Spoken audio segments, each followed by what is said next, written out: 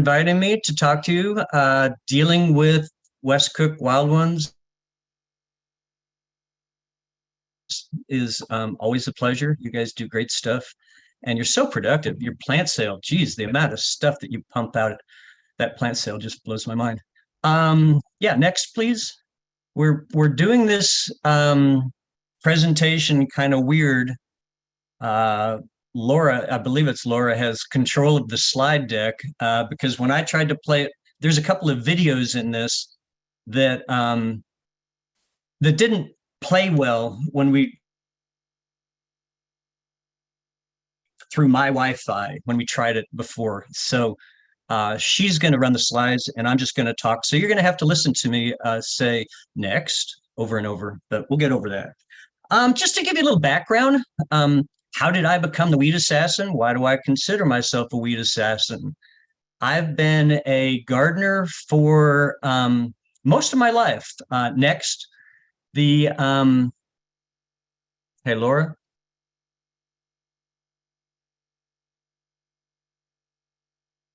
Is this working? Can you guys hear me? Next, please. It's not changing here.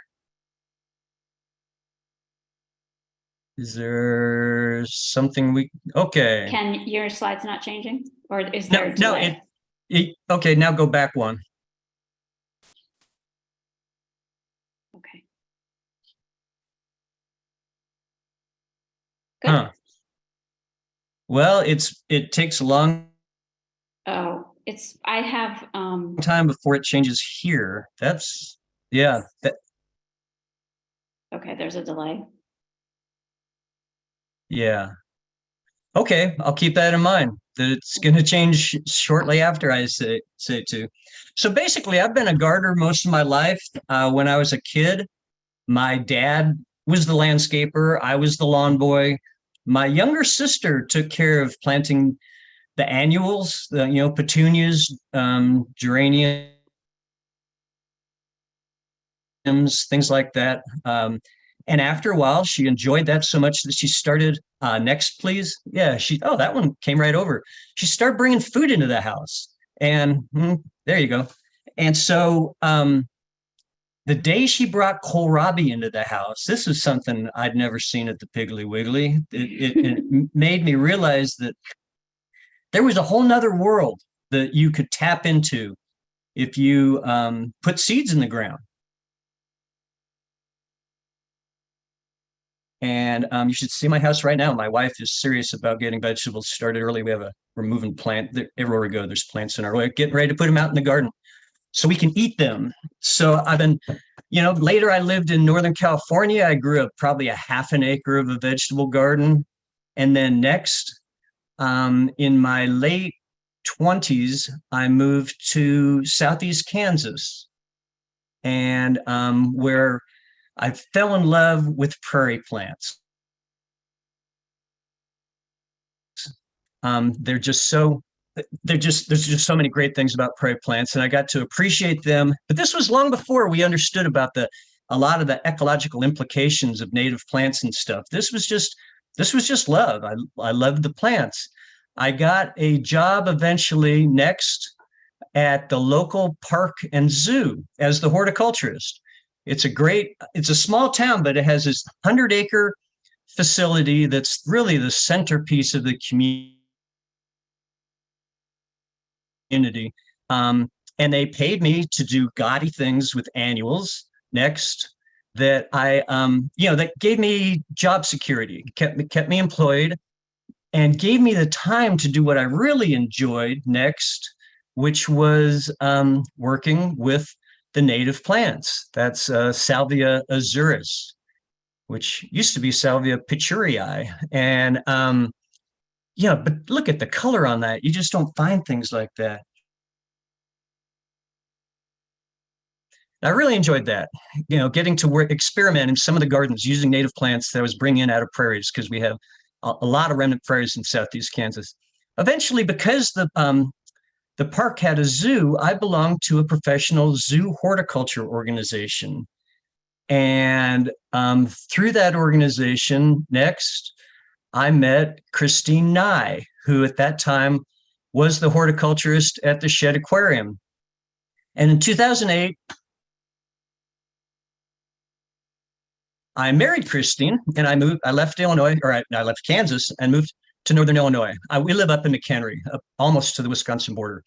And next, please. This was in 2008, which was just a year after Doug Tallamy's first book came out, which changed everything, changed the horticulture world. People who loved native plants now had a rationale, a justification for it, and a motivation to work more and more with native plants and less with exotics and especially invasives.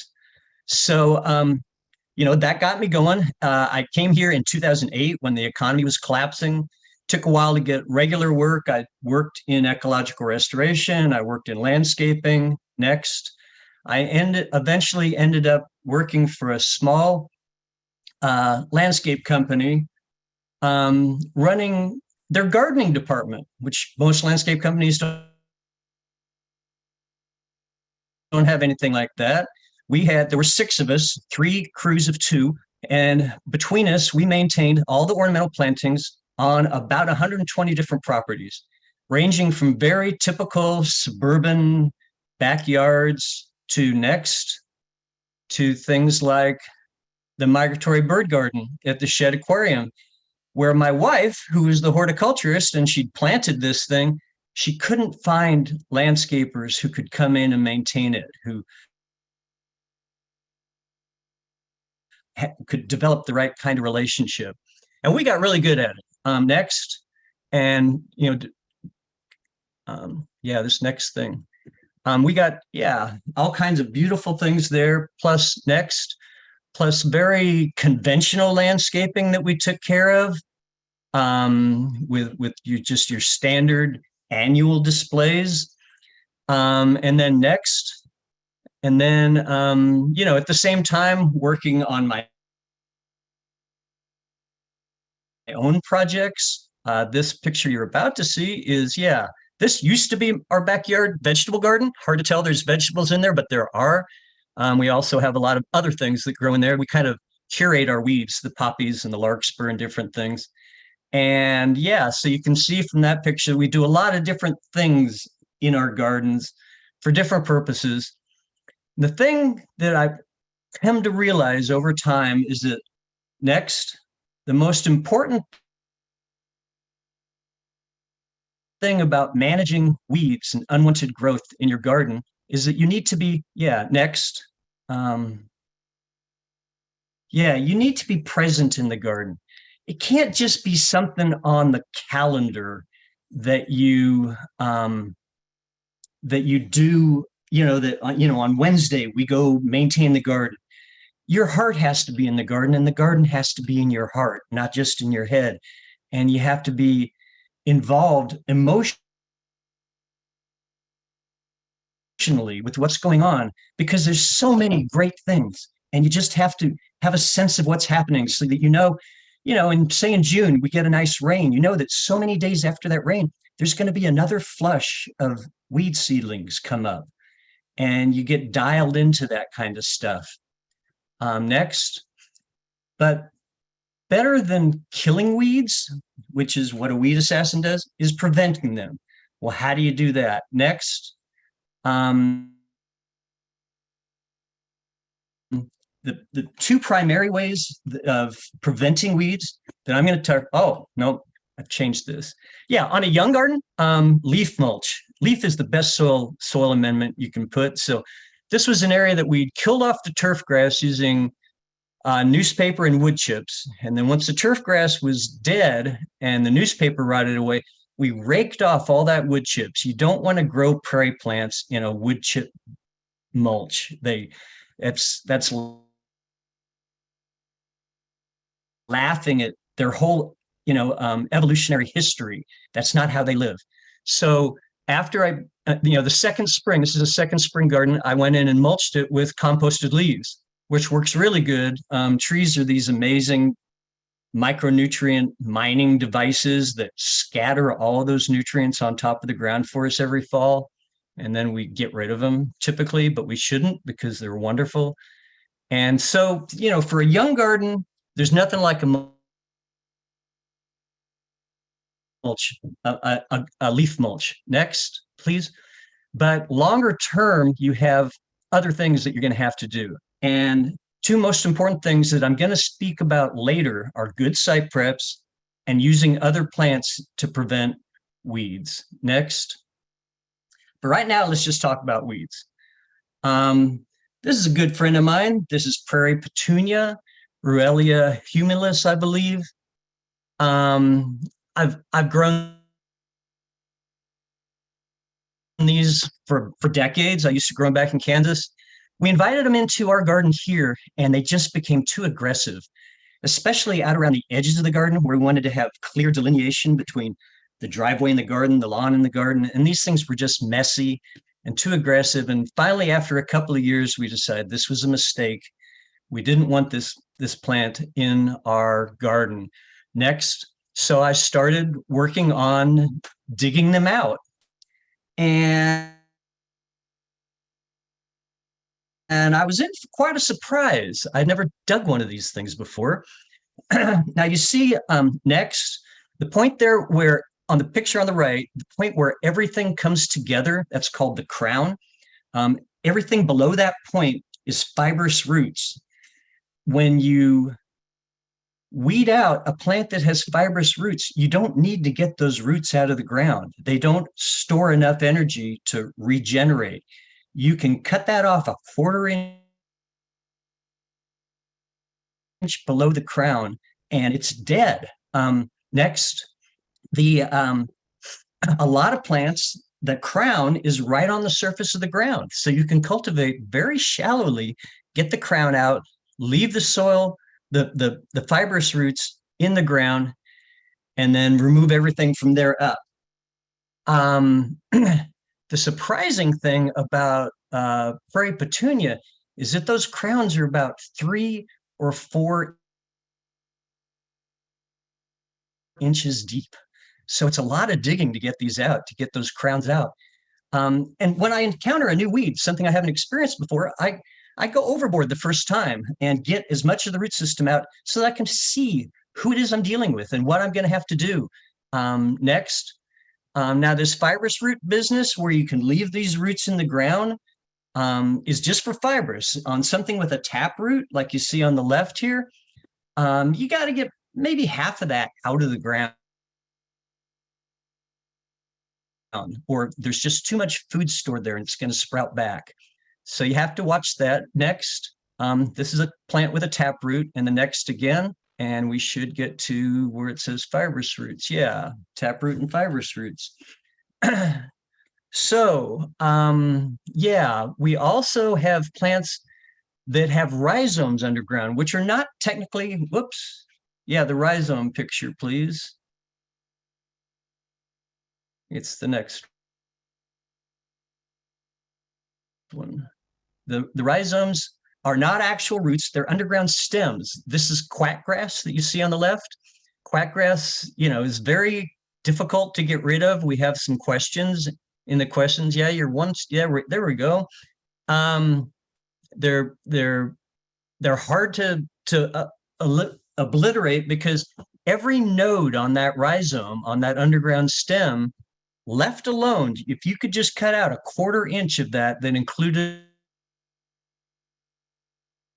a node, put it in the ground, it'll grow. And someday there will be a whole infestation. These are kind of plants that need to be dealt with on your site prep. You don't want them in your garden. And we will talk about that later on. But when you are digging around and you see, like on the right, those white circles, that means there's a lot of whatever plant that was, there's a lot of storage there still. And it will sprout back, it'll grow. Next. So not knowing exactly where my next thing is, because it takes a while for this to get here for some reason. Yeah, this is Canada goldenrod. I think it might be tall goldenrod or Missouri. It's a goldenrod that spreads by rhizomes that you see on the left. This is a young plant, just a few months old. and it's already spread that much, and you don't want to let these get established in your garden. You need to just pull them out whenever you see them. There are a lot of, it's essential that we have goldenrods in our gardens, but we don't want to have the ones that spread by rhizomes. So when I find a new goldenrod growing in a garden that I'm taking care of, I'll dig the whole thing out and check it out. And if it has rhizomes, then I'll kill everyone that's like it that's in the garden. If it doesn't, I let it grow. Let it grow. Next. Yeah, and you have to keep in mind that soil is generally full of weed seeds. And so when you disturb the soil, next, when you disturb the soil, you're bringing those weed seeds to the surface and you're going to get more weeds. Soil disturbance results in new weed. And so the less we can disturb the soil, the less we're going to have weeds. Okay, next. And in the soil, there's also all this microbial life. Plants are spending at least a third of the food that they produce through photosynthesis. They take and feed to the microbes. That gives you an idea how important the microbes are. The microbes take that food and exchange it for all kinds of nutrients from the soil. And they also, I just saw this note that said, please define weed. Weed is unwanted plant. That's simple. We'll kind of touch on different things over, why different plants are unwanted at a different time, but it's a pretty innocuous term.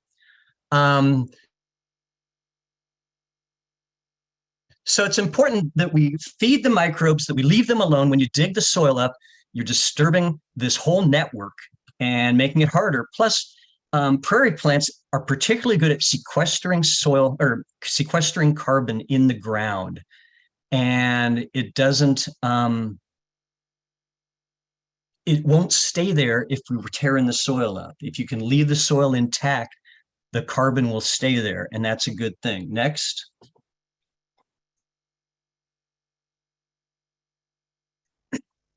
So there are good reasons to kill weeds. If a weed's ugly, you don't want to look at it. My rule of thumb is if you don't like looking at it, cut it off. It ruins the legibility of the composition. You can't see what's going on.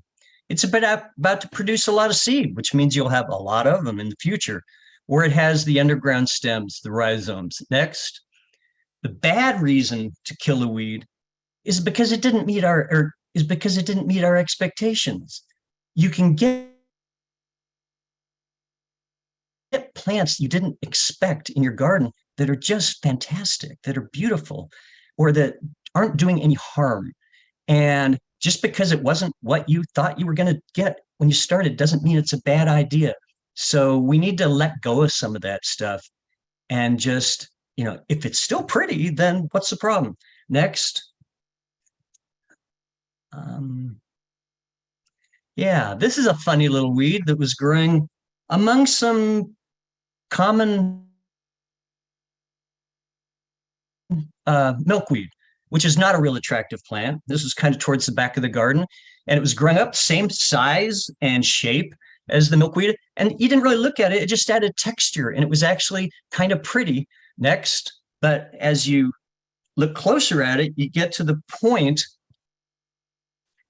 as you get closer to it, you get to the point where you see the flower buds. And I don't know the name of this weed, but I know it well enough that how quickly it goes from flowering to making seed. And out of respect for that, when I see them about to flower, I kill them. I get rid of them. But until that point, it's not a problem in the garden. Next. And there was a question just came up. Am I advocating no-till as much as possible? Sometimes it's not possible. Yeah, but some weeds are just so persistent that we have to make our peace with them. We're not going to win the battle. Next. And the classic one is creeping Charlie. Creeping Charlie, if you can possibly keep it out of your garden, then do. And if you don't have any in your garden and somebody gives you a plant, leave that plant in a pot for a few months and make sure that make sure that there's no creeping Charlie in it before you, because once creeping Charlie is in your garden, it's gonna be there. You can fight and fight and fight and fight, and you're gonna lose. And why do that? We need to enjoy these gardens. The wood sorrel, which is a little clover looking thing that's a native plant, it's a weed. It comes up everywhere. But late in the season, they get kind of tall and they grow up over other things, and then you tear them out. But fighting them, nutsedge, most nutsedge problems I've ever had, I've dealt with by turning off the irrigation system. Black medic is just a ground cover. All these plants, next please. All these plants, does it make this next picture that much worse for you to know that there's creeping Charlie in there? There's quite a bit of it. I used to think I could get it out, but I was wrong. And so there's creeping Charlie in there, but look at it. It's pretty. Next. And that's our objective, is to have a ecologically functional garden that's nice to look at. So talking about weeds, next, there are 3 basic life cycles among all plants, really: annual, biennial, and perennial. Perennial is things like the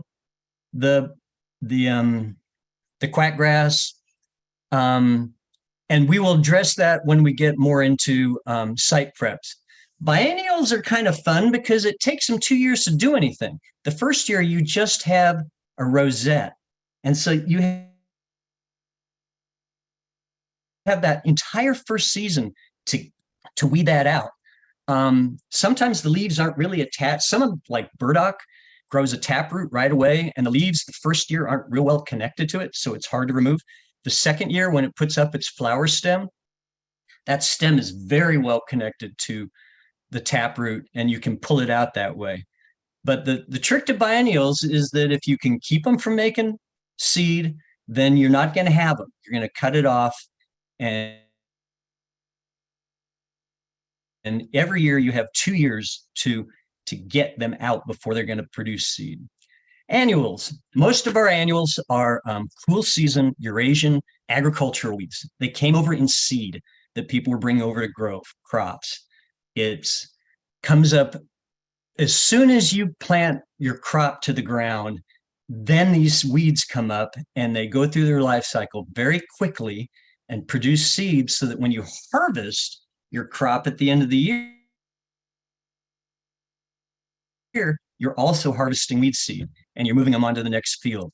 They're very tricky like that. They're also what we call winter annuals, which are weeds of wheat. They came over in wheat seed.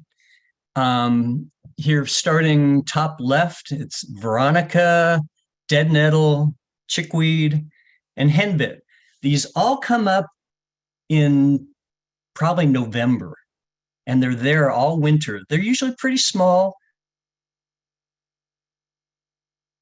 But then right now is when they're blooming and getting ready to produce seed. So now this is your weeding task right now. Yeah, this is a little, I don't even know. It might be some kind of mustard or a cress. I'm not sure.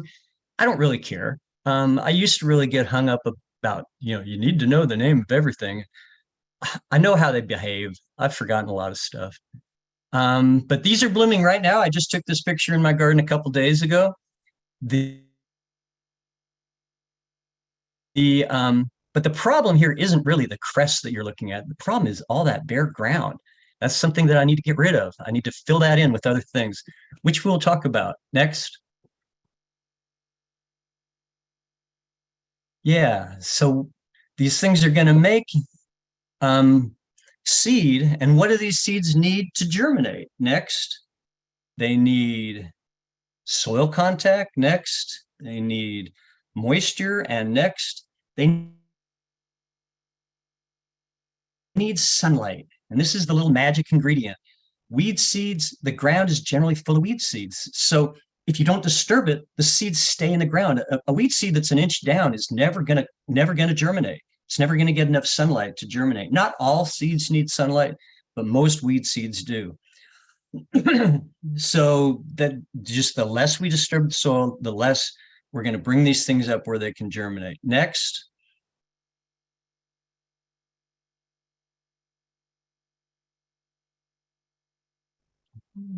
Yeah, so tools. These are the tools that I use. These hoes. Next. They have a long handle. They're very high quality metal.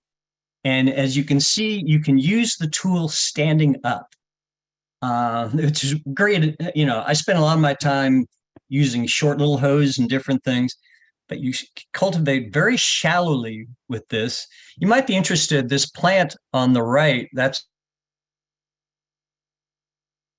Virginia fringe tree, which is native to Eastern North America. Just beautiful in early summer. This is probably June. Okay, next, and which will be a video, and then start it, please. Yeah. So how's this going to run? Well, it's not running real well, but you don't have to go more than maybe a quarter of an inch deep. You just pull it basically pulls the roots out of the ground or cuts it off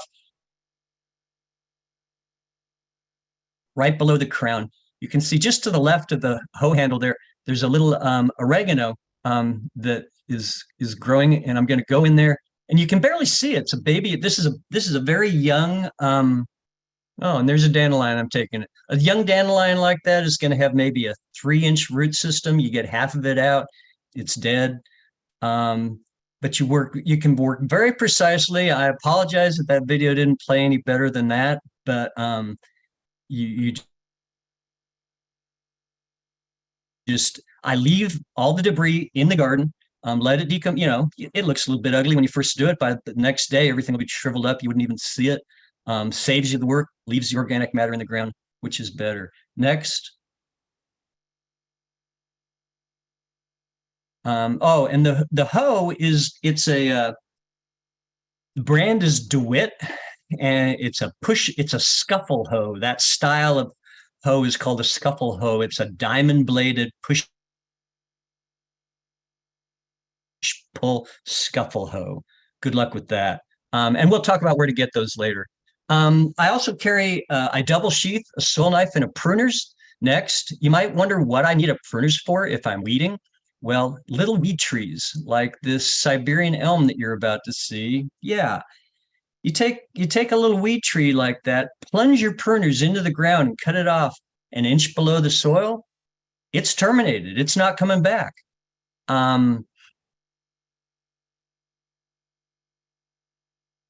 As opposed to pulling the whole plant out of the ground, which disturbs the soil more, brings up more weed seeds, creates more work for you. We don't want to work any harder than we have to. Next.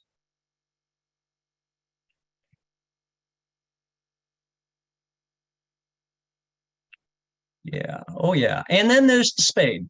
There's spade. So next, and this is a little demonstration of me using a spade. Go ahead and start that. To pull out quackgrass rhizomes. Quackgrass, you know, is not going to have anything deeper than 2 or 3 inches. So if you take your spade and slide it 4 to 6 inches under the ground and lift it up, you can systematically remove all those quackgrass rhizomes and get them out of there. A lot of things like goutweed, bishop's weed that we've all had nightmare experiences with, it doesn't go more than 3 inches deep, so you can remove it. You can't expect to get them all the first time. So you go through and remove as many of these as possible and then let it wait. And this is an area where I had a lot of quackgrass problem. And I took a couple of years and worked it over repeatedly. And now there's no quackgrass in there, but it takes time. Okay, so next. Yeah. Let's talk about editing. The removal of volunteer plants. Volunteer plants are babies of the plants that you planted. They're great plants. They're just in the wrong place. Next, because when you do this kind of work, this kind of gardening, one of the most important principles is you want to leave things to go to seed. For one thing, they're attractive. For another thing, they feed all kinds of birds. So you want to let things go to seed. Next. And a lot of the seed is really beautiful. There's some great books with just pictures of seed heads.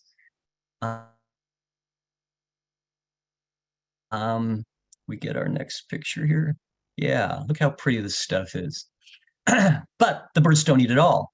A lot of it hits the ground. Some of it's going to germinate. Yeah, here we go. And here, a lot of the plants that you see in this picture are volunteer plants. This is called recruitment. Volunteer plants coming up. The picture on the right, everything you see there that's colorful was not planted there. They came up volunteer from things, seed from other parts of the garden that came over there somehow. I call this the secret sauce. A plant can come up in a place that you just never imagined it would look good there. And you have to be open to the fact that that might happen and appreciate it when it happens. But when it comes up in the wrong place, you have to be willing to remove it. That's called editing. And it's a hard thing to learn to do. Next.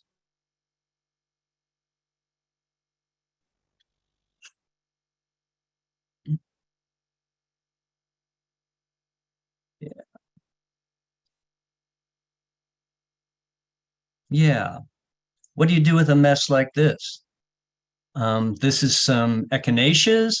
And then the more grassy looking stuff, there's all those babies. Look at all those babies. Those are actually liatris. And when you look at that, you know that it could be really beautiful one day, but you also know you also know that you don't need that many of them. So you need to have an efficient method of thinning them out. Yeah, here on the left, we have some sedges, volunteer sedges coming up.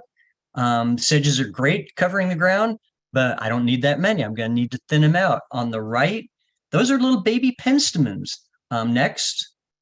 And here we have another short video. We'll see how this one plays when it comes around. I don't know if it's taken this long for you guys to see them change, but it is for me. Yeah, and then start that, please. And in just a few seconds, you can, wow, it didn't work at all. Anyway, just a few seconds, you can tear that up and have them spread out enough. If you have time, you can transplant these, you can pot them up, you can water them in. It's a lot of work. This was 1 square foot. I was maintaining tens of thousands of square feet this day. And so I don't have time to do all that. So just thin them out a little bit. Next.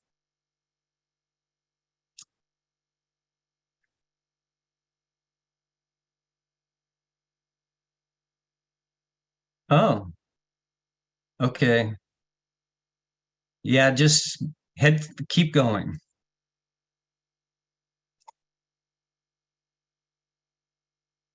Right. Here's an area in a garden that I maintain where we have a lot of volunteer asters, and asters are great, but you only need so many of them. So this was an area that I went in and said, well, a bunch of this stuff doesn't need to be here, because I might want to grow something else besides just asters. So it's a before and after picture. On the right, you see right by the head of the hoe, there's a little New England aster, and that's what's going to dominate that spot.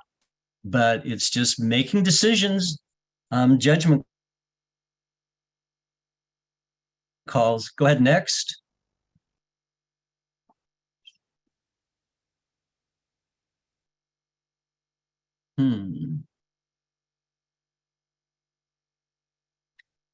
Yeah, and it's good to get, when you're learning to edit, a really useful thing is other gardeners, because it's hard.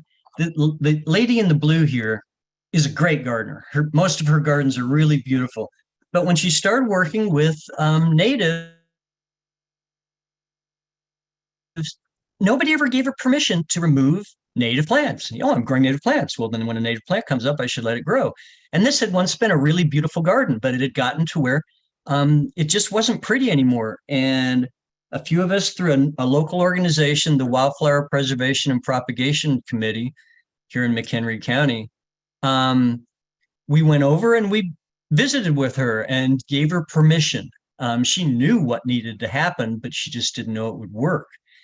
And so next, so getting the advice of other people when you're doing editing and when you're learning to edit, it takes courage. It's not what you expect to have work. Here's me editing at my house. I have some volunteer asters that came in, white volunteer asters. I don't even know what they are. I don't care. They spread by little skinny rhizomes, and they're not very vigorous. Once you pull the plant out, the rhizomes aren't very good at repropagating the area. So these are aggressive in my yard, and I don't mind having 3 or 4, maybe 5 of them at the end of the year when they bloom white. But you can see the one laying on the ground there. I didn't have to go very deep underneath it to get most of it out. And next, I also have milkweed that came into my yard all on its own. And in the spring, when the milkweed comes up, it gets to be the milkweed's aggressive and it gets to be too much. So in the spring, we let them come up. We love the flowers, so we let them bloom. And then after they're done blooming, I go through and I examine the upper leaves on each plant. And if I see that's a monarch egg. And if I see a monarch egg, I leave that plant. If there's not a monarch egg, I pull it out. That's how I make the decisions on how much on editing milkweed. And next, and you can see from this next picture that there is a scattering of milkweed all through our garden, but it's not so much that there's actually quite a bit of milkweed. But if I wasn't removing some of them, it would just be way too much. So, like I say, it's hard to learn to edit and to do it confidently. But every time I remove something from this garden that you're looking at here, it looks better. Doesn't matter what I remove. It looks better when I remove something. So you have to do it. Next.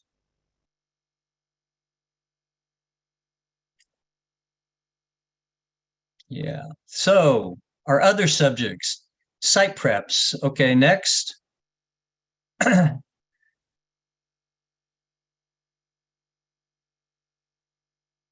Yeah, site preps means killing stuff. If you guys have seen my other video on top 10 things new native gardeners need to know, you've seen this more in depth. I'm going to go through it pretty quickly. But if all you have to kill is turf grass, that's pretty easy. Landscapers like to just use sod cutters and haul away the top couple inches of your soil and then resell it next. But turf grass is really pretty easy to kill. Any of the smothering techniques. Oh, this is an area where I took sod, I cut sod and then I flipped it over and chopped it up and it died. That's the beginning of that herb garden that you saw earlier. Yeah, you can leave all the organic matter there. You don't need to haul it off. Just chop up the sod and kill it. Next, the smothering techniques work. Whether in this picture you're going to see we use newspaper and wood chips.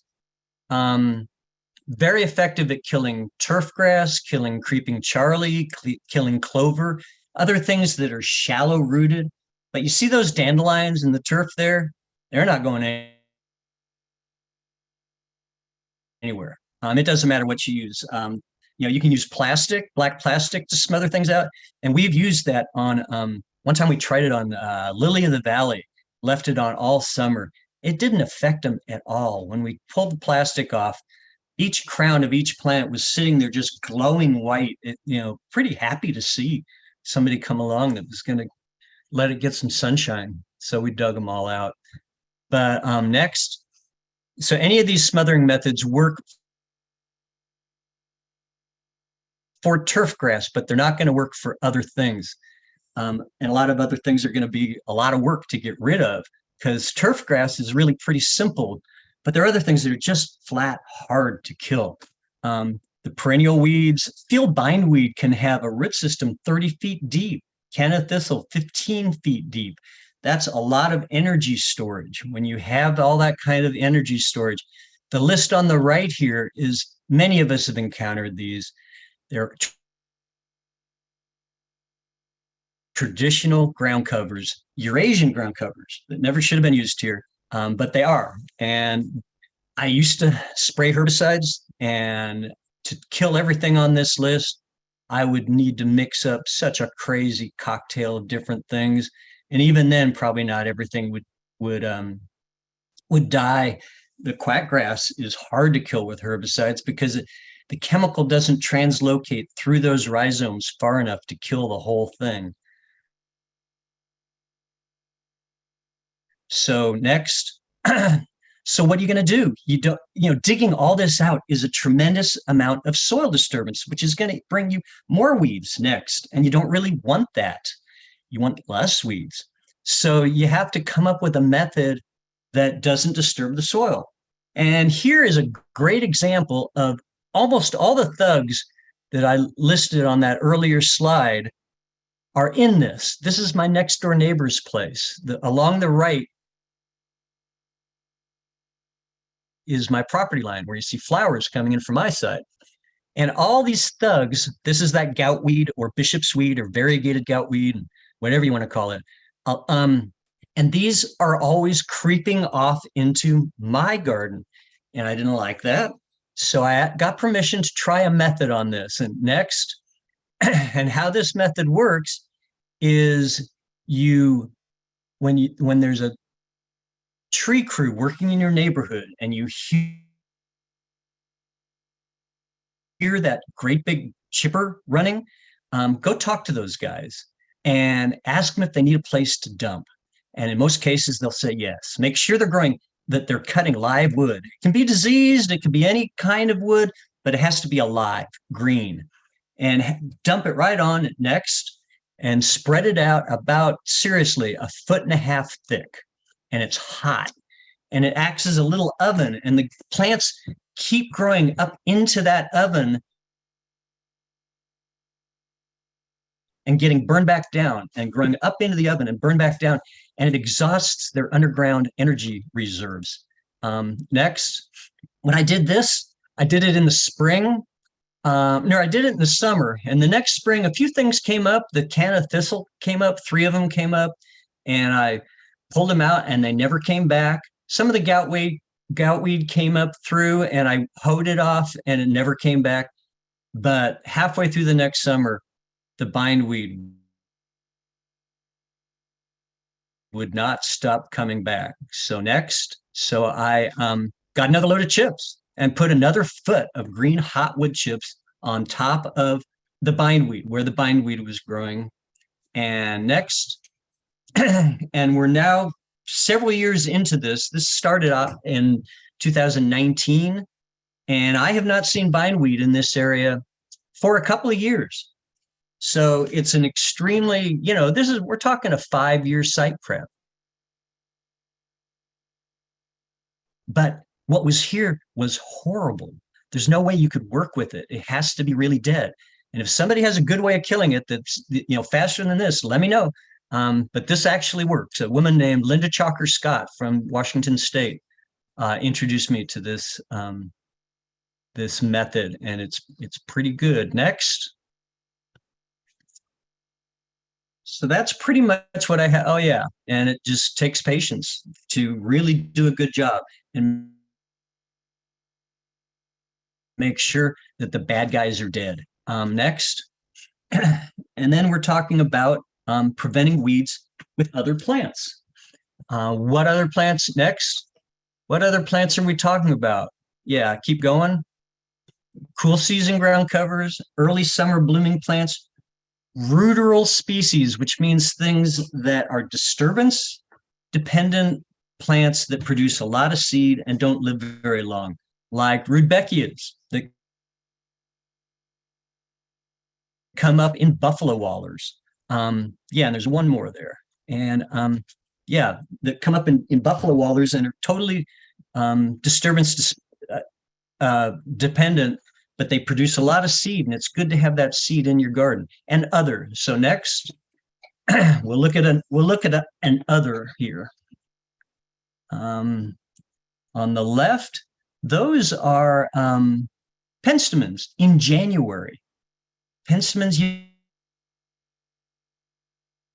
don't realize how evergreen they are. And that, you know, from all through the season, that's got the ground covered. There's no way any weeds are going to come up through that. On the right is prairie dropseed, which is in no way a cool season plant, but its foliage covers the ground so thoroughly that if you don't remove it, it will smother out the weeds. You don't get any weeds in a patch of prairie dropseed. It looks kind of messy, so you can go through there and clip those stems off, those old flower stems, clip them off and make it look tidier. I learned just this year that, you know, we're always looking for ways to provide insects with ways to live, and leaving standing stems in our garden is a way that we've been taught there are certain beetles and certain bees that use those to nest in. And I got an idea this year and started asking around to different people who are experts in this and ask them, where do you find these? Is it in every stem? Is it in vertical stems? Is it in stems laying down, stems off at a weird angle? And they consistently have told me, I haven't read this in scientific research, but they've consistently told me the vertical stems is where you find the nesting taking place. And if you go through like this time of year or earlier and just cut off every stem in your garden that isn't vertical, it'll look so much nicer than it did. It really tidies it up. Chop them up or haul them off or whatever you're going to do. Next, this is, I wish I was running the thing on a different device so I could see what the next, yeah, this is a fleabane called Erigeron pulchulus or robin's plantain. Look how pretty that thing is on the left. That's in the middle of winter. It's covering ground that thoroughly. And then in May, it puts up these little daisy-like flowers. They aren't always that colorful. Usually they are whiter than that. Usually they're whiter than that. Next. But they really cover, and I've seen old 10-year-old plantings of these that are just dense, getting no maintenance, but have no weeds whatsoever.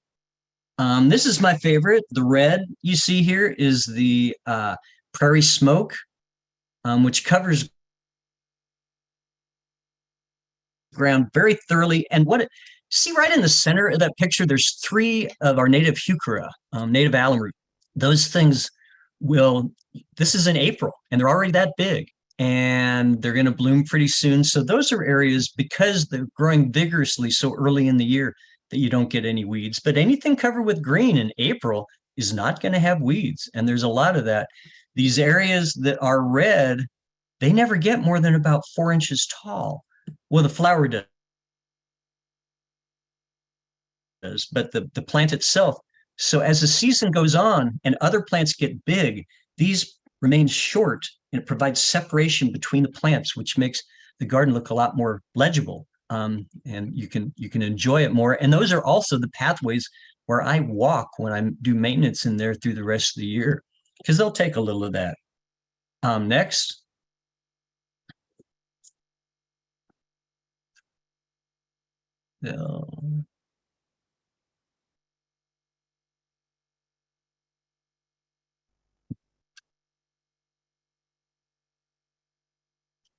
There we go. Oh yeah, that's the same thing more in June after they've flowered, and those are making the seed heads.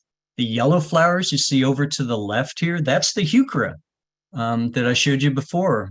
Everything else is grown in and around it, but the flowers are standing up. Next. So these plants are great for filling in all that space, especially the short ones. Yeah, so here's a list of cool season ground covers. Prairie smoke, pussy toes are great for this. In a dry, these are all pretty much sunny plants, although Robbins plantain is native to woodlands but grows well in full sun. Wild ginger is going to need more sun. The wild strawberries are fantastic. They support like 70 different species of caterpillar around here. Allegheny spurge is not popular around here, and they're actually native a little farther east, but it's our native Pachysandra. Doesn't look that much different from the Asian Pachysandra that we see so much of, but it's a beautiful plant in a more formal setting, could be useful. Violets are great. They just come on like crazy. Sedges are critical. Sedges are essential to our sedges are critical to our the hydrology of this area this time of year when it can be really wet, and it might be another month before the oak trees leaf out. It would be possible without sedges for our oak trees to actually drown this time of year because they have no way to move the moisture out of the soil into the air. But the sedges right now are, very aggressively growing. They're flowering, which requires more water than anything else. So they're helping dry the soil out, helping getting oxygen into the soil, which the oak roots need, and keeping everything alive. And then later in the summer, when they're completely dormant in the heat of the summer, but every night they collect dew and put it into the soil and help water the rest of the garden. So sedges are critical. There are a lot of sedges. I'm not going to get into which ones are good and which ones are bad, but if you Google Mount Cuba sedge evaluation, they just did this. Mount Cuba is in Delaware, and this is specifically sedges for the mid-Atlantic states, but all the ones that they list as being good are ones that people use around here and that are native around here. So it's a great resource for evaluating your sedges. You don't want to get sedges that are too aggressive or too tall. So that's something to keep in mind. Next, please. And when you plant these ground covers, if you plant them in a matrix where they're mixed together, then you're going to get all those different shaped root systems in the ground where all the microbes and all the other good stuff that takes place in the soil can happen. And the more different shapes of root systems you have, the more thoroughly this is going to work. Next. And then there's other plants that cover ground. The penstemons we talked about, native alum root, golden alexanders, just because they're so aggressive in the springtime. In a young garden, I would really recommend deadheading them, removing the spent blossoms because they can get to be too aggressive. Purple poppy mallow is not a cool season plant. It blooms in the heat of the summer, late summer even. But over winter, it maintains a green rosette, an area that could be a foot across where nothing can grow because it's covered with green. Prairie dropseed, we talked about. Any of the monardas are good. The bee balms, wild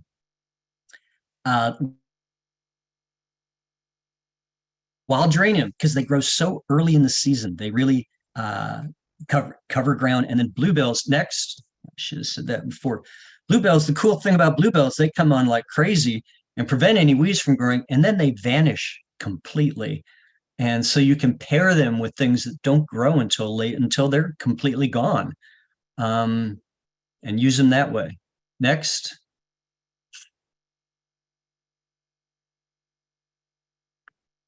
Yeah. And this is an example of a ruderal species. This is Monarda punctata, or spotted bee balm. These only live 2 or 3 years at most, produce a lot of seed. And because I used to have this plant in my garden, there's a lot of seed in the ground, and it's just sitting there waiting for its opportunity. And when there's disturbance in the garden, then there's a good chance that Monarda punctata will come up. That's the way way the rural species work. Next, and then after a couple of years, this plant's just going to die and go away, and without anybody disturbing the soil. They're also great for insects.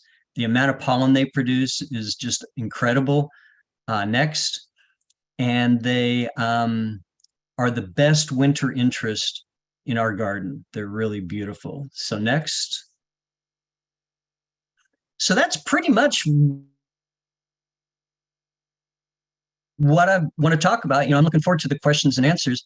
In summary, next, manage unwanted plants with good site preps, other plants, minimal cultivation, and relationships and presence. Relationships with your property, relationships with the plants, relationships with other gardeners who can give you advice on what to edit, how to edit, and with your presence in the garden. You just have to be paying attention. It can't be something that you do because on Wednesdays you garden. You have to care about this stuff. Next, and you will never tell what you can never tell what you're going to find in these beautiful gardens, including this little friend here next, who says that we should talk about it. So after this next one comes up, hit next to, let's talk about it. So we have questions next. Okay, we're ready for questions. Well, you can look at that too. Wendell Berry, he's always worth paying attention to. He has a new book out, but why don't you go back one?